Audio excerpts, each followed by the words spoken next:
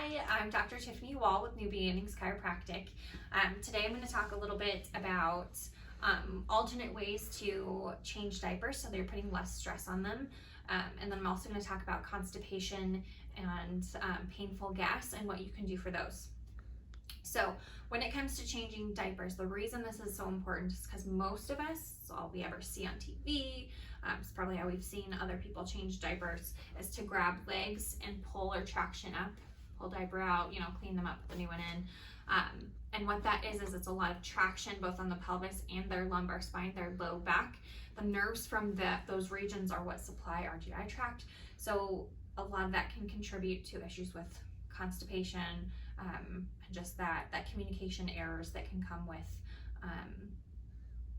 those nerves being affected. So what I love to do is explain to people if we can alternate what we're doing. Of course, sometimes you're going to traction up and you're not going to hurt your body or your baby by doing that once or twice. It's literally, especially with a newborn, you're changing diapers all day long. And that repetition, especially when they don't have the stability that say you and I do as an adult, can impact their spine and their nervous system.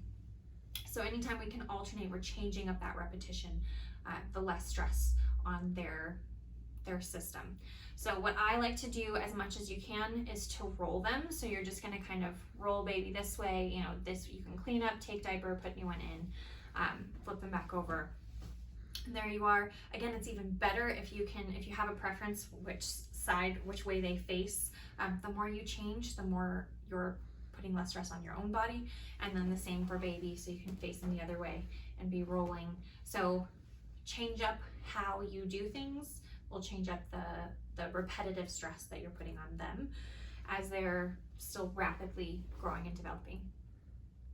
So speaking of constipation and painful gas, this is a really common issue. So I like to kind of show just some different things that we can do for them. So in the middle of the night when they can't stop screaming and they're working either on a big poop or just some gas that you need to get out. A lot of times people have seen this, the bicycles are great. So that's where you're literally pretending they're riding a bicycle. My doll's moving a lot. So you're just kind of doing that kind of movement. I also like the bringing the knees up and down. So that motion, you're putting that like pressure to kind of help with the movement of their gut to help them work out the gas or the poop. So those are some ways to kind of assist. The other one I really love to show is the I Love You massage. So for those of you who know a lot about anatomy, you're going to be going along the large intestine. So you're going to start low on their right side and you're going to go up, across, and down. You're going to be on their abdomen, not over the rib cage. So just come up, across, and down on their belly. The reason we call it the I Love You massage, so for those of you who don't understand or know anatomy really well, so the letter I is just right there, letter L is up and across, and then U is up, across, and down. So that's another way to just remember what you're doing with that massage.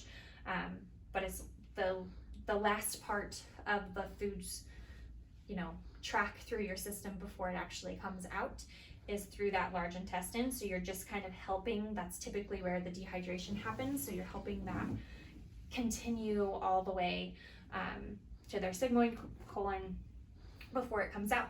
So again, I usually use 2 fingers. If they're really, really little, you can use thumbs here, and you're just gonna kind of push gently, but you do want to kind of get in there and feel. So kind of if you start really light and then can work in a little bit deeper, you'll get more and more comfortable depending on the age of your kiddo.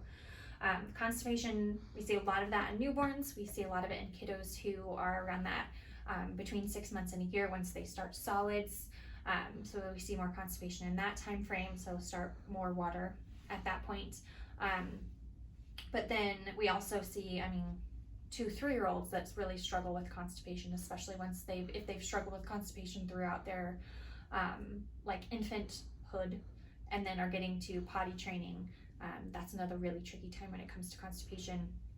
So I usually tell parents these are great for all of those ages. This is not super comfortable. If their tummy already hurts and then you go and start pushing on it, they're not going to love it.